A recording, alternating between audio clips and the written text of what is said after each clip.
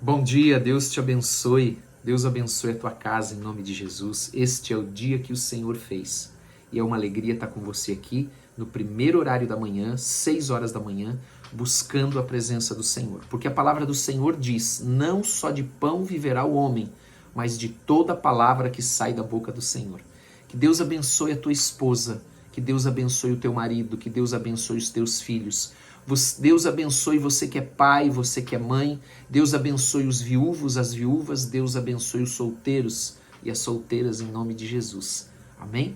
Quero te convidar a abrir a tua Bíblia lá no Evangelho de João, capítulo 2, verso de número 13. Enquanto você encontra, nós vamos nos preparar orando. Amém? Pai, em nome de Jesus, nós queremos te agradecer por esta palavra que nós vamos ler nesta manhã. Sabemos que ela é maná para nós, Senhor, é alimento para nossa alma, para o nosso espírito.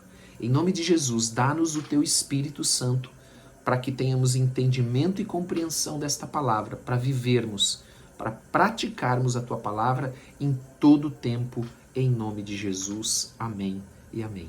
Amém? Eu creio que esse é um desejo do teu coração, andar na palavra do Senhor, praticar a palavra do Senhor sempre. Amém? Em nome de Jesus. Olha, 2 avisos bem rápido. Primeiro, aquele que eu sempre falo aqui, que é do meu WhatsApp. Ele está na descrição desse vídeo. Você pode mandar mensagem para mim, eu vou te responder. Você também pode pedir lá nos comentários o meu WhatsApp e nós vamos enviar para você. Amém? Aí nós oramos, nós ministramos a palavra. Se você precisa de conselho também, eu estou à tua disposição. O segundo aviso é que hoje nós temos o grupo de crescimento às 19h30. Amanhã nós temos o outro grupo de crescimento e quarta o outro grupo de crescimento. E nós estamos começando essa semana o tema O Senhorio de Cristo, que é um tema que eu sei que vai mexer com muitos, vai mexer lá dentro, no coração de muitos, porque é um tema muito abençoado, é um tema extraordinário, o Senhorio de Jesus Cristo. Então, se você não faz parte do grupo de crescimento e quer participar, você pode mandar mensagem para mim e nós vamos colocar você no grupo de segunda, de terça ou de quarta, conforme também a tua disponibilidade. Quero lembrar você que não tem custo, que não é uma reunião social, é um grupo que nós usamos um aplicativo que você baixa aí no teu celular, que se chama Zoom, onde você pode interagir, onde você pode perguntar. E neste grupo nós vamos estudar a palavra de Deus. E o tema que nós vamos começar agora, porque nós terminamos o tema a regeneração, o que é a regeneração, agora nós vamos começar o tema o Senhorio de Jesus Cristo. Amém? E você é muito bem-vindo. Vamos começar aqui então a ler o texto que está lá em João, capítulo 2, verso de número 13. A epígrafe na minha Bíblia diz assim: Jesus purifica o templo. Quero só lembrar você que o Evangelho de João, ele registra 3 Páscoas. 3 Páscoas pelas quais Jesus passa até a última, que é quando ele é o Cordeiro, amém? Que ele é sacrificado, aonde ele vai para a cruz do Calvário e ressuscita ao 3º dia. Então João registra essas 3 Páscoas, que dá a entender esse ministério, então, de duração de 3 anos. Que Jesus teve, um ministério que foi curto, 3 anos e pouquinho talvez. Já os evangelhos sinóticos, que é Mateus, Marcos e Lucas, eles registram somente a última Páscoa, onde Jesus é o Cordeiro Pascal. Amém? E o que diz esse texto que nós vamos ler hoje? Começa falando que Jesus, estando próximo da Páscoa dos judeus, subiu Jesus para Jerusalém. Veja, o que acontecia próximo à Páscoa? Significava que eles estavam lá, final do mês de março, começo de abril, que é o mês de Nissan, porque ao 10º dia eles escolhiam o cordeiro que seria sacrificado, e ao 14º dia ele era então celebrada a Páscoa. O que é a Páscoa? Eles comemoravam a libertação do povo de Israel lá do Egito, da escravidão. E quando que era feita essa celebração no 14º dia? Entre 3 e 6 horas da tarde, eles sacrificavam o cordeiro. Então, todo ano, todo judeu acima de 12 anos, ele deveria subir a Jerusalém para participar desta festa da Páscoa. Amém? Então era isso que Jesus estava fazendo. Ele subiu a Jerusalém e muita gente ia, pessoas de todos os lugares de Israel, assim como pessoas de fora, judeus que estavam espalhados, vinham para essa data para comemorar a Páscoa. Então no versículo 14 diz: encontrou no templo os que vendiam bois, ovelhas e pombas, e também os cambistas assentados. Primeiro eu quero que você entenda uma coisa. Como as pessoas vinham de longe, tinham duas situações que elas precisavam resolver. Primeiro, muitos não tinham como trazer os animais para ofertar, os animais para o sacrifício, porque eles vinham de muito longe e os animais não iam aguentar. Nessa caminhada longa, né, desgastante que eles faziam até chegar em Jerusalém, lembrando que naquele tempo as coisas não são fáceis como elas são hoje, que você pega um carro, um avião, um ônibus, um táxi, seja lá o que for, e rapidamente você está aonde você quer. Naquele tempo não era assim. E a segunda questão era o dinheiro, porque todo judeu, homem acima de 20 anos, ele deveria pagar um imposto do templo.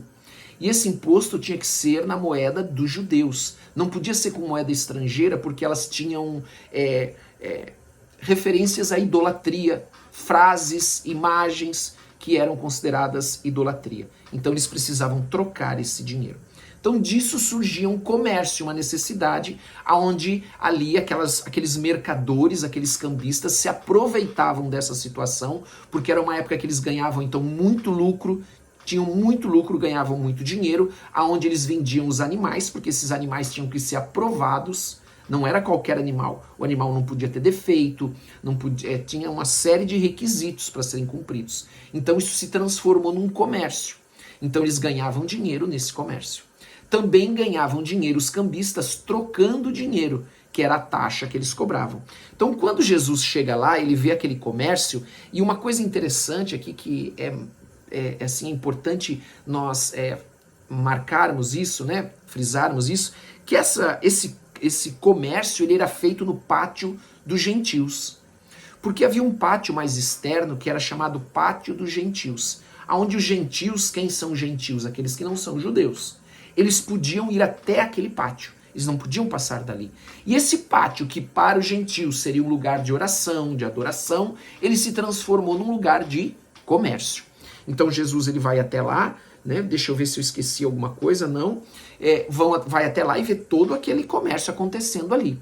E aquilo faz com que ele fique irado com tudo que está acontecendo ali no templo. Então no versículo 15 diz que tendo feito um azorrague de cordas, um chicote, expulsou todos do templo. Quer dizer que ele expulsou tudo, tanto homens como até os animais ele tirou do templo, bem como as ovelhas e os bois, derramou pelo chão o dinheiro dos cambistas e virou as mesas, ou seja, ele purificou. Veja, Jesus ele vai ali e purifica aquele lugar. Então, veja, essa referência que a gente vê aqui, nós temos que levar em consideração também que essa ação de Jesus foi uma ação forte, mas ela não foi violenta. Amém? Não foi violenta. Por que não foi violenta? Porque João não registra algo que poderia estar aqui. Ao lado do templo havia ali a fortaleza chamada Fortaleza Antônia. Essa Fortaleza Antônia ficavam ali dentro abrigados tropas romanas. Se ali se criasse uma confusão muito grande ou algo violento que aparentemente não aconteceu, porque João não registra, com certeza essas tropas seriam deslocadas e Jesus poderia até ser preso. E nós falamos sobre isso no sábado, que Jesus ele veio para o momento certo, então ele evitava, amém, certas situações para que ele não fosse preso antes da hora. Amém? Até aqui falamos bastante disso quando nós lemos sobre lemos o Evangelho de Mateus, falamos sobre esse assunto, tanto que comentamos no sábado sobre o beijo de Judas, que Judas precisava indicar quem era Jesus, porque muitos não sabiam, apesar de quem era Jesus. Amém? Continuando o texto, nós vemos aqui o que acontece no versículo 16. E disse aos que vendiam as pombas: tirai daqui estas coisas, não façais da casa do meu pai casa de negócio. Então, nós vemos que Jesus ele tem uma reação e diz: olha, essa aqui é a casa do meu pai. Isso aqui é uma casa de adoração, não é uma casa de comércio. Mas se nós trouxermos isso para hoje, quando Jesus fala isso, ele está dizendo: olha, vocês estão transformando essa casa aqui numa casa de negócio, de venda de mercadoria, de troca. Veja, sempre que há uma necessidade, né? Uma necessidade, ela traz uma, Desculpe, eu vou usar um outro termo. Vou mudar a frase. Nós vemos aqui vendedores e compradores. Nós vemos aqui uma mentalidade de consumidores, de pessoas que iam ali para consumir, pessoas que eram atendidas nas suas necessidades, simplesmente, necessidades materiais. Nós temos que tomar cuidado com isso. Nós temos que tomar cuidado para não transformar a nossa fé numa mercadoria, ou não deixarem transformar a nossa fé numa mercadoria. Porque a necessidade, como nós vimos, ela existia da troca da moeda, da compra dos animais. Porém, ela foi invertida, ela foi distorcida, melhor dizendo. E agora eles transformaram aquele local, que era um local da casa de adoração, a casa de Deus, uma casa de louvor, de adoração, onde se buscava Deus, onde se ofertava, né, ali pelo pecado, o sacrifício que era feito através dos animais, num lugar de comércio. Onde ela perdeu aquele foco, perdeu aquele objetivo que ele tinha para se transformar onde eu dou o que você quer e você me dá o que eu quero. Como se Deus fizesse barganha. Como se Deus fizesse trocas. Amém? E não é assim que funciona. Os homens devem ir a Deus, devem buscar a Deus pelo que Ele é. Devem fazer aquilo que a palavra de Deus diz, porque a palavra de Deus diz que é assim. Não porque eu quero algo em troca. Não porque eu busco algo em troca. Não porque eu quero comprar uma mercadoria, essa mentalidade de consumidor. Mas porque eu quero Deus. Estou buscando Deus. Eu amo a Deus. E perguntaram então, no versículo 17, lembrando-se os seus discípulos do que está escrito. Lembraram-se os seus discípulos do que está escrito. O zelo da tua casa me consumirá. Isso aí está lá no Salmo 69, verso de número 9. O zelo da tua casa me consumirá. Perguntaram-lhe, pois, os judeus, que sinal nos mostras para fazerem estas coisas? Jesus lhe respondeu, destruí esse santuário, em 3 dias o reconstruirei. Claro que Jesus estava falando do seu corpo. Porque, amados, se o templo físico, e isso é muito importante você entender, nós entendermos, o templo físico era o lugar onde as pessoas iam até lá para buscar Deus. Por isso que eles tinham que ir até Jerusalém, até o templo em Jerusalém, porque era o lugar onde se buscava Deus, aonde se encontrava Deus, que eles haviam transformado numa casa de comércio, numa troca de mercadoria, num lugar de barganha. Mas a partir de Jesus, ele é esse templo. Eu não chego mais a Deus por meio de um templo feito pela mão dos homens. Eu chego a Deus, eu me reconcilio com Deus por meio de Jesus Cristo. Por isso que Jesus diz, destruí este santuário e em 3 dias o reconstruirei. O santuário que ele estava falando era dele mesmo, porque ele foi morto, amém? Na cruz do Calvário, ele morreu por mim e por você, e ao 3º dia ele ressuscitou. E hoje nós vamos até Deus não mais por um templo de pedras, mas por meio de Jesus Cristo. Amém? A palavra de Deus é extraordinária. Replicaram-lhe os judeus, em 46 anos foi edificado esse santuário, e tu em 3 dias o levantará? Eles não entenderam nada do que Jesus estava falando. E 46 anos, e esse templo que eles estão se referindo é o templo de Herodes, porque este templo que agora eles estavam buscando ali, esse templo de pedra, amém? Feito por homens, que hoje nós temos ainda lá o Muro das Lamentações, que na verdade é um muro de arrimo das fundações do templo, que ainda sobrou, né? Esse templo, ele foi feito por Herodes, o Grande, e ele começou a ser feito em 20 antes de Cristo. E agora, quando em 68 depois de Cristo, um pouco antes de ele ser destruído, em 70 depois de Cristo pelos romanos, ele ainda não havia sido terminado. Ainda havia partes, coisas a serem terminadas. A parte central estava terminada, mas havia muita coisa a ser feita ainda, porque era um templo muito grande, magnífico, e ficou não só 46 anos, ele ainda estava em construção. Havia muita coisa a ser feita. Ele, porém, se referia ao santuário do seu corpo. Então, o versículo 21, ele explica o versículo 19. Veja, a palavra de Deus, ela tem algo que é extraordinário. A própria palavra se explica. A palavra explica a palavra. Amém? Por isso nós precisamos conhecer e ler a palavra.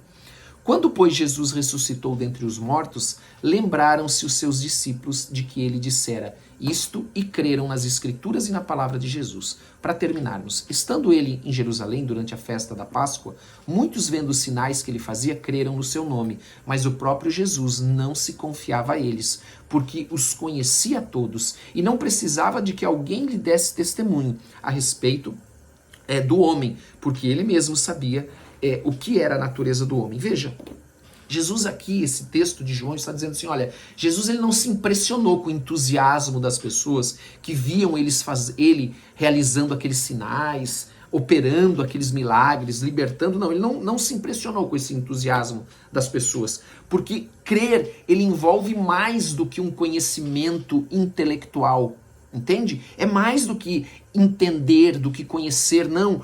Crer, ele requer um comprometimento. Então você recebe aquele conhecimento e você se compromete. Você não só entende, mas você tem agora um comprometimento. Você se compromete como discípulo de Cristo. Amém? Então, esse texto ele fala sobre a purificação do templo. O templo tem que estar limpo. Ele fala que o templo não é um lugar de comércio. Nós não podemos fazer e nem deixar que a nossa fé seja tratada como uma mercadoria para comprar ou para vender, para conseguir como um consumidor. Não podemos deixar que isso aconteça. E por fim, a nossa fé deve ser uma fé comprometida como discípulo. Se ela é comprometida, significa que ela tem um preço a ser pago ainda, aonde eu todos os dias tomo uma decisão de carregar a minha cruz. Amém? Em nome de Jesus, e andar no caminho estreito, no caminho apertado, na porta estreita, em nome de Jesus Cristo. Vamos orar em nome de Jesus? Aleluia. Pai, em nome de Jesus, eu quero te agradecer por esta manhã. Quero pedir que o Senhor abençoe a cada um que está aqui, Pai. Cada família aqui representada. Meu Deus, eu quero pedir que o Senhor perdoe os nossos pecados. Todo pecado que nós cometemos por pensamentos, por palavras, por atitudes, tudo aquilo que te desagradou, que é contra a tua palavra, perdoa-nos nesta manhã, em nome de Jesus Cristo, o nome que é sobre todo nome. Pai, antes de orar por nós queremos orar por todas essas famílias, Pai, que estão enfrentando essa luta, Pai, de enchentes aqui no sul, Pai, em nome de Jesus.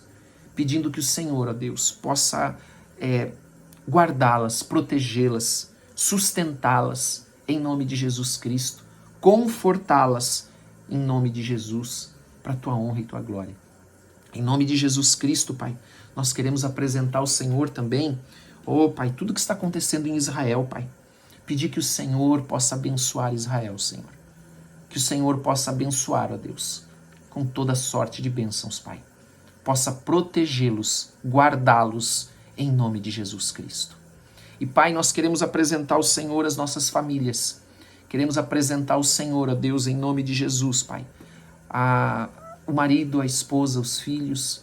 Queremos apresentar as noras, genros, netos, os pais. Queremos apresentar aqueles que são solteiros, solteiras, viúvas, viúvos, em nome de Jesus. E pedir que nesta semana que está começando, o Senhor possa abençoá-los também. O Senhor possa abrir as janelas dos céus e derramar ricas bênçãos, bênçãos sem medida, Senhor, sobre todos eles, em nome de Jesus. Que o Senhor dê ordem aos teus anjos, Pai, nós te pedimos, para protegê-los e guardá-los. Cubra a vida deles com o sangue de Jesus.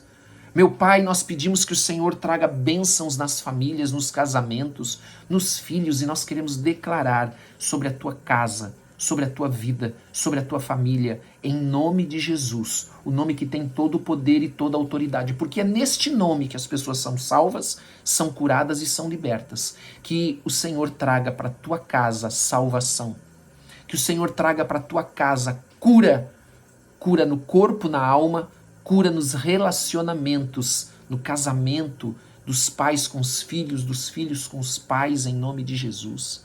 Que o Senhor traga libertação daqueles que estão presos, que estão cativos, que precisam de libertação, que essas algemas, que esses grilhões sejam quebrados agora, que eles sejam libertos pelo poder, pela autoridade do nome de Jesus Cristo, nosso único e suficiente Senhor e Salvador, em nome de Jesus. Abençoa o trabalho do teu povo. Abençoa essa semana de trabalho do teu povo.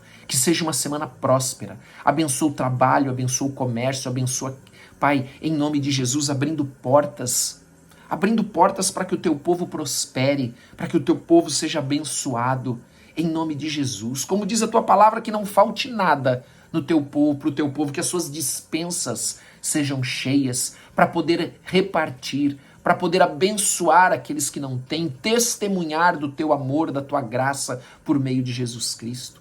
Pai, abençoa todos, eu te peço. Abençoa as famílias aqui, Senhor. Abençoa, Pai, nós te pedimos cada família, Senhor.